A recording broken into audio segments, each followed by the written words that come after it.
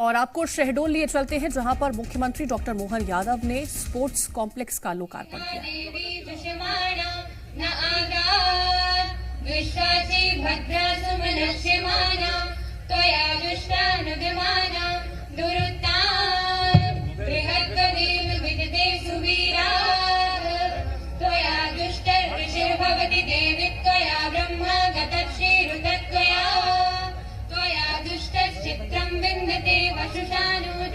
द्रविणो न मेधे मेधां इन्द्रो ददातु मेधां देवी सरस्वती मेधां मे अश्विना उभवादत्तं पुष्करस्रजा अप्सरासु त्वया मेधा गन्धर्वेषु च यन्मना देवी मेधा सरस्वती मेधा सुरभिर्जुषता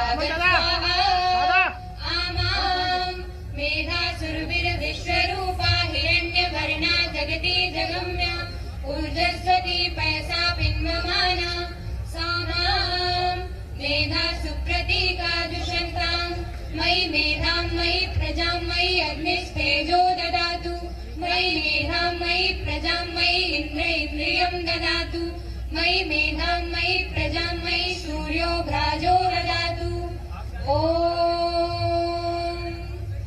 हंसाय विद्महे परमहंसाय धीमहि तन्नो हंस प्रचोदयात्। ओम शांति शांति शांति।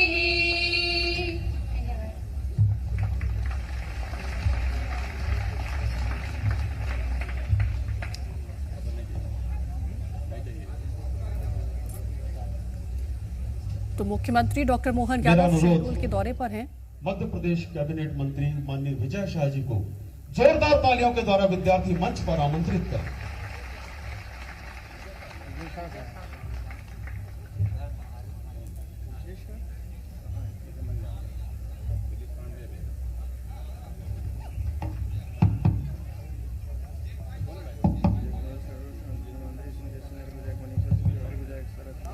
तो शहडोल के दौरे के दौरान आपको बता दें कि स्पोर्ट्स कॉम्प्लेक्स का लोकार्पण आज मुख्यमंत्री डॉक्टर मोहन यादव करने वाले हैं और यहां पर पहुंचे हैं। कई विकास कार्यों की सौगात भी आज विश्वविद्यालय शहडोल में मंच के केंद्र में प्रतिष्ठित मध्य प्रदेश के यशस्वी मुख्यमंत्री माननीय डॉक्टर मोहन यादव की गरिमाशाली उपस्थिति में हम सभी आतुर हैं, उत्सुक हैं। निवेदन है कि ज्ञान के इस मंदिर में, मां सरस्वती के इस प्रांगण में अपने अमूल्य अमृत वचनों से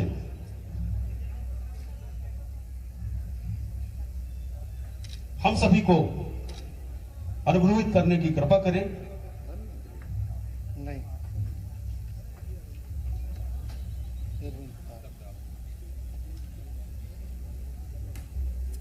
तो स्पोर्ट्स कॉम्प्लेक्स लोकार्पण के इस कार्यक्रम में शिरकत करते हुए आज मुख्यमंत्री डॉक्टर मोहन यादव नजर आ रहे हैं और युवा पीढ़ी के लिए एक बड़ी सौगात के तौर पर इसे देखा जा सकता है, क्योंकि जिस तरह से शिक्षा महत्वपूर्ण है। तालियों के द्वारा माननीय मुख्य अतिथि महोदय को आमंत्रित करिए हम सभी को आशीर्वाद प्रदान करने के लिए।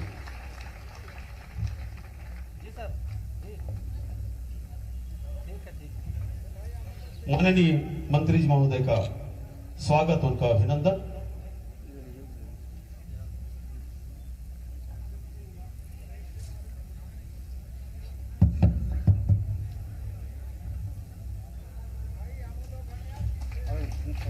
जय महाकाल।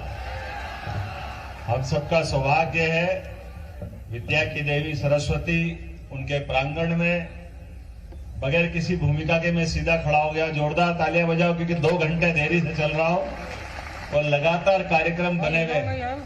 मेरी इच्छा थी कि मैं पर्याप्त समय दूं, लेकिन मौसम और दोनों कारण से एक बार तो लगा के कार्यक्रम कैंसिल करना पड़ेगा। लेकिन शहडोल वालों का प्रेम ऐसा है कि छोड़ नहीं सकता, इसलिए हर हालत में आपके बीच में दौड़ते दौड़ते आए। जोरदार तालियां बजाओ समूचे मंच के लिए। हमारा भरा पूरा मंच यशस्वी मंत्री माननीय कुंवर विजय सिंह जी, आपके माननीय सांसद जी, माननीय विधायक जी, हमारे दोनों जिलाध्यक्ष जी, इस अवसर पर मौजूद माननीय कुलपति जी, समय के आधार पर नाम नहीं ले रहा हूं, जोरदार तालियां बजा दो, हम सब समझ सकते हैं। मध्य प्रदेश की धरती तो बहुत सौभाग्यशाली है। 5000 साल पहले से शिक्षा का अलग जगाती आई है। भगवान कृष्ण और बलराम की शिक्षा स्थली मध्य प्रदेश की धरती रही है। उज्जैन सांदीपनि आश्रम और शहडोल, परमात्मा की दया से शहडोल को विशेष आशीर्वाद मिला है प्रकृति की सुंदरता का, जहां सहस्त्र तालाब के आधार पर इस शहडोल का नाम रखा गया है। हमारे अपने इस शहडोल के अंचल में खास करके जहां मैं आज पंडित शंभुनाथ शुक्ल विश्वविद्यालय के कैंपस में इंडोर स्पोर्ट्स कॉम्प्लेक्स का शुभारंभ करने के लिए आया हूं। आज के साथ कुछ समय पहले जब मैं शिक्षा मंत्री के नाते आया था तो उस कैंपस में गया था, इस कैंपस में आना बाकी रह गया था।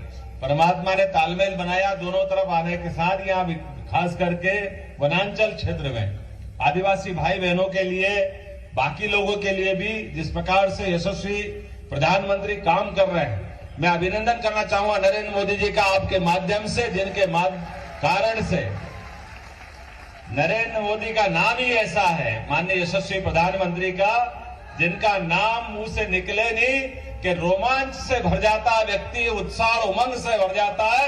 एहसास होता है कि हाँ, 142 करोड़ देशवासियों के बीच एक ऐसे यशस्वी प्रधानमंत्री है जिनके लिए हम न केवल भारत बल्कि 200 से ज्यादा देश जो दुनिया भर में अलग अलग जगह फैले हुए हैं, वो हर कोई चाहता है कि काश हमारे भी कोई नेता ऐसे हो जैसे नरेंद्र मोदी देश भारत के प्रधानमंत्री है।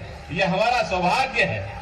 परमात्मा की कृपा से लंबे समय की कई आरोह अवरोह करती अव्यवस्थाओं के बीच, कई प्रकार के कष्टों के बीच यशस्वी प्रधानमंत्री ने अपने भारत के आगे बढ़ने का जो राह बनाई है, उस राह में बहुत सारी अच्छी बातें जोड़ी है। उसमें एक सबसे बड़ी बात, नई शिक्षा नीति को लेकर के 1835 की लॉर्ड मैकाले की शिक्षा नीति के माध्यम से हमारी गौरवशाली परंपरा, हमारे अपने इस भारत की शिक्षा की व्यवस्था, जिसके कारण से दुनिया हजारों हजार साल से भारत को एक विशेष कारण से जानती थी। नालंदा, तक्षशिला, विक्रमशिला, मैंने 5000 साल पहले का सांदीपनि आश्रम, जो जहां अलग अलग प्रकार के अलग अलग अवस्थाओं में मनुष्य नाम मात्र के लिए अगर शिक्षित दीक्षित होना चाहता है तो वो भारतीय संस्कृति से जुड़ता आया रहा है। लेकिन काल के प्रवाह में हमारी जो अच्छाई थी, वो अच्छाई पे हमारे दुश्मनों ने हमको कष्ट दिए, और हमको नहीं दिए, वो समूची मानवता को कलंकित करने वाला घटनाक्रम था। लेकिन मुझे इस बात की प्रसन्नता है, यशस्वी प्रधानमंत्री के नेतृत्व में भारत ने पुनः नई शिक्षा नीति लागू करके वो गौरवशाली क्षण हासिल करने के लिए अपना ठोस कदम बढ़ाया है। यशस्वी प्रधानमंत्री के नेतृत्व में अब हमारी नई शिक्षा नीति में वो सारी चीजों को समाहित किया है जिसके कारण से भारत जाना जाता रहा है। आप कल्पना करिए, अगर सादगी की बात करें, सुशासन की बात करें, अब तो भगवान राम को कैसे छोड़ सकते हैं। भगवान राम का 17 लाख साल पुराना समय, वो राम राज्य आज भी रोमांचित करता है।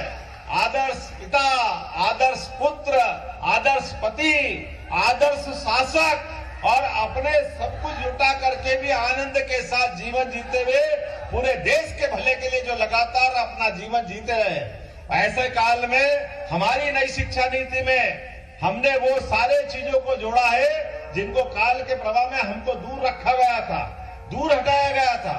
सनातन धर्म की व्यवस्थाओं को नकारा गया था। बड़े दुर्भाग्य के साथ कहना पड़ रहा है, आज के समय में काल के प्रवाह में जिन जिन लोगों ने अपराध किया है उन सबको माफी मांगना पड़ेगी। ये समय ऐसा चल रहा है, कोई उनको इस बात के लिए माफ नहीं करेगा। ये लोग आज भी भगवान राम के मंदिर के आमंत्रण को ठुकरा रहे हैं। भैया भारत पता नहीं कौन से जमाने के लोग हैं, क्या सोचते हैं। भगवान राम के प्राण प्रतिष्ठा के अवसर को, और वो भी अयोध्या के अवसर को, वो सारे लोग हैं जिन्होंने पहले भी गलत बोला था और आज भी उस बात को ठुकरा करके फिर गलती कर रहे हैं। मैं आज इस सम्मानी मंच से निवेदन करना चाहता हूं कि अभी भी समय है, 22 तारीख में बहुत समय है। विचार करना चाहिए जिन जिन लोगों ने निर्णय किया कि हम राम मंदिर के प्रस्ताव को, राम मंदिर के निर्माण कार्य के बाद होने वाली प्राण प्रतिष्ठा को नकार रहे। ये वर्तमान की पीढ़ी भारत के समस्त बहुसंख्यक समाज के लिए निश्चित रूप से सोचने वाला विषय है। राजनीति होती रहेगी, लोकतंत्र का तकाजा है, विचारों की अभिव्यक्ति है, विचार की मतभिन्नता हो सकती है, लेकिन कोई संस्कृति को नकार दे, ये बहुत दुर्भाग्य की बात होगी। आज के इस अवसर पर खास करके स्पोर्ट्स कॉम्प्लेक्स का मैं लोकार्पण कर रहा हूं और यशस्वी प्रधानमंत्री के नेतृत्व में कितना बदल जाता है एक शासन व्यवस्था के बदलते ही माहौल। कहां हम बड़ी मुश्किल से एक और कभी तो एक भी नहीं, ओलंपिक में पुरस्कार लेने जाते थे, कभी कभी लगातार भगवान की दया से कुश्ती में जरूर मिलता था, लेकिन बाकी खेल में पता ही नहीं चलता था। और अब क्या हो रहा है, एक नहीं दो नहीं, लगातार पुरस्कारों की झड़ी लगी हुई है यशस्वी प्रधानमंत्री के नेतृत्व में। हमारे युवाओं को मौका मिलना चाहिए, वो अपनी क्षमता योग्यता से निश्चित रूप से अपनी प्रतिभा का प्रकटीकरण करेंगे, लेकिन अगर भेदभाव होता है, अगर प्रशिक्षण की कमी होती है, साधन संसाधन की कमी होती है, तो वो कैसे उपलब्धि हासिल कर सकते हैं। मुझे इस बात की प्रसन्नता, समय की कमी है कि हमारी नई सरकार, डबल इंजन की सरकार, माननीय मोदी जी के नेतृत्व में खेल सहित सभी क्षेत्रों में लगातार आगे बढ़ती जाएगी। मेरी अपनी ओर से नए लोकार्पण की बधाई, बहुत बहुत धन्यवाद। भारत माता की जय। मैं माननीय कुलपति महोदय की ओर से मंच के केंद्र की प्रतिष्ठा, मंच की शोभा आप सभी का सादर। तो स्पोर्ट्स कॉम्प्लेक्स का लोकार्पण यहां पर मुख्यमंत्री डॉक्टर मोहन यादव की तरफ से किया गया और खेल का कितना बड़ा योगदान रहा है उसका भी जिक्र करते हुए यहां पर मुख्यमंत्री नजर आए हैं। उन्होंने कहा कि जिस तरह से प्रधानमंत्री नरेंद्र मोदी के नेतृत्व में हम अलग अलग खेलों में आगे बढ़े हैं, जिस तरह से हमने पदक जीते हैं, उससे देश का नाम रोशन हुआ है। साथ ही विपक्ष पर भी निशाना साधते हुए यहां पर मुख्यमंत्री नजर आए थे। उन्होंने कहा कि जिस तरह से निमंत्रण को विपक्षी पार्टियों की तरफ से ठुकराया गया है, उस पर भी निंदा करते नजर आए थे।